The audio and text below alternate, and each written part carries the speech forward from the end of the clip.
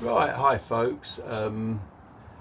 Just in the middle of these Les Paul builds, but I've just put this guitar up on Reverb to sell, and just a YouTube video for it really. But I think it'll be interesting to go over it in a bit of detail. So I don't know an awful lot about Bigsby guitars, I must admit, other than that they're gorgeous.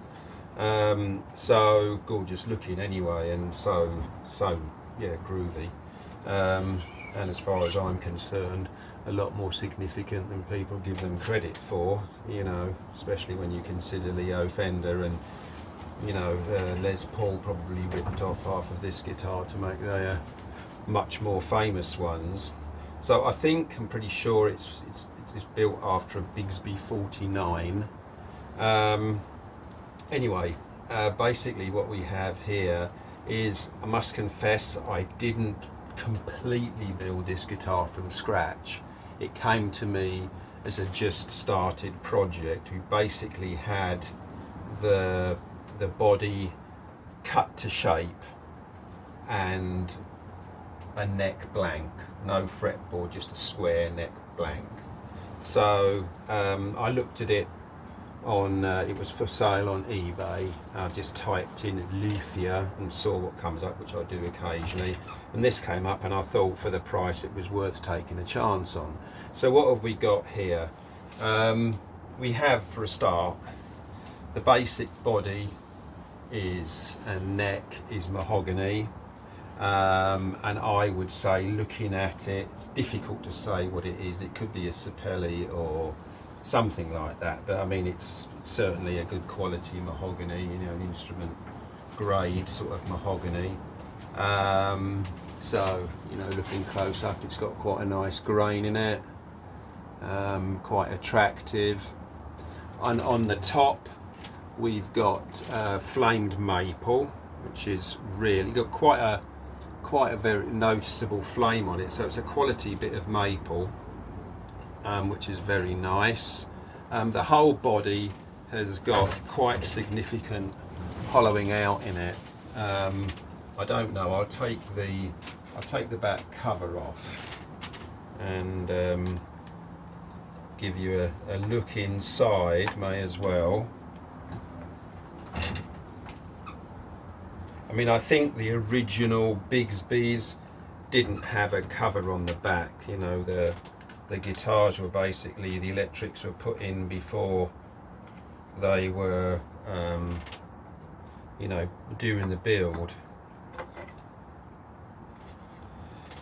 But you can see here that, you know, you can't really see how far that hollowing out goes, but I know, you know, it goes right up to the front, and here it's hollowed out as well. Different sound in the middle, so I think it's just got a straight through thing there, and you can hear that's all hollow there. So it's quite a light guitar, I wouldn't say featherweight, and you can see in there, you know, the electronics are quite good, you know, good quality electronics. I think they're alpha pots I used or something, but braided wire, all sorts of stuff there. It's quite nice. It's got a three-way Fender style switch tucked there. So we'll get this back on, and this hatch is solid mahogany to match kind of thing in there, with some brass screws, which I felt were more in keeping. So let's get this screwed on. Why does everything take so long when...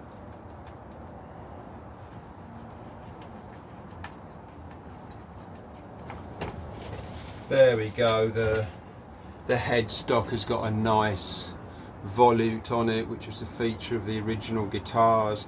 The fretboard is ebony on this, and the scale length is, I believe it's a Fender scale length. Let's try Gibson first, because that's where I am. Nope, it's a Gibson scale length.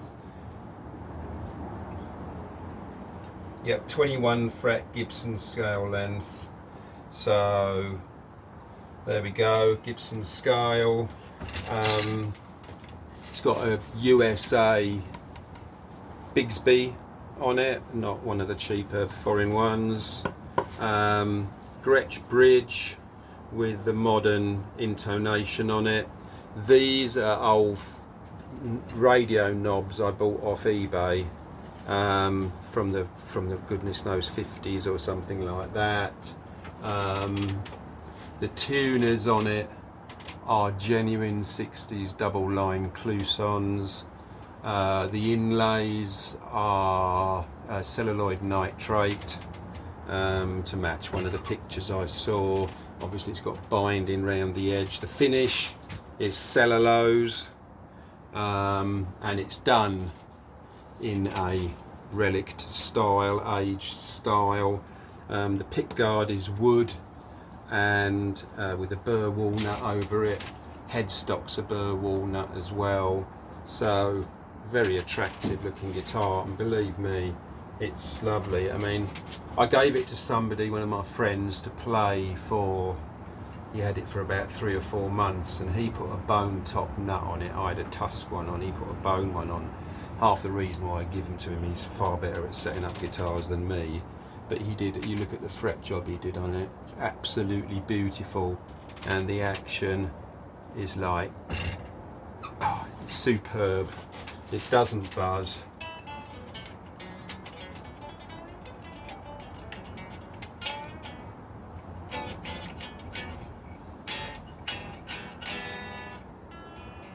It's a bit out of tune at the moment, but there we go. The pickups are P90s from Iron Gear, and you'll see in the pictures on the on the ad that I chopped the tops to the curves I needed, sort of thing, and then handmade these pickup covers in copper. I mean, they're not a thing of absolute engineering precision, believe me, it's more eyeball engineering, but they really do look the part, which is nice. The pickups aren't height adjustment as original P90s are not supposed to be, so you unscrew the poles, but you can see how close they are there, that you won't have to put the poles miles out or anything like that.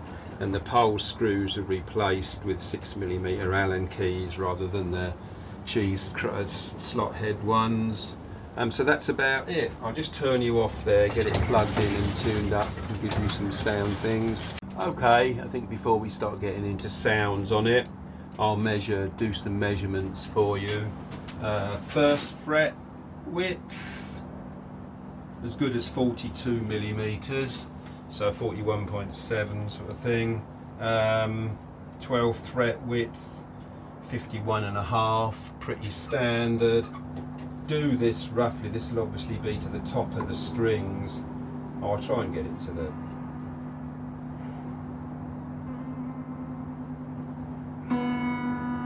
first fret width is probably a depth on the neck, the thickness of the neck is probably round about 22-23mm, and 11th fret thickness probably round about 24.5, something like that. It's difficult because I'm doing it on top of the strings, but obviously not like a slim neck. So here it is on full treble. You won't get a very particularly good idea, this is only a phone recording it, but treble,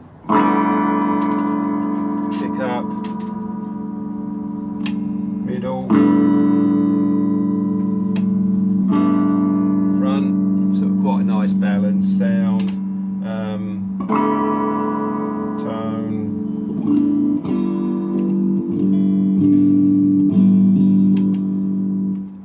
and obviously volume.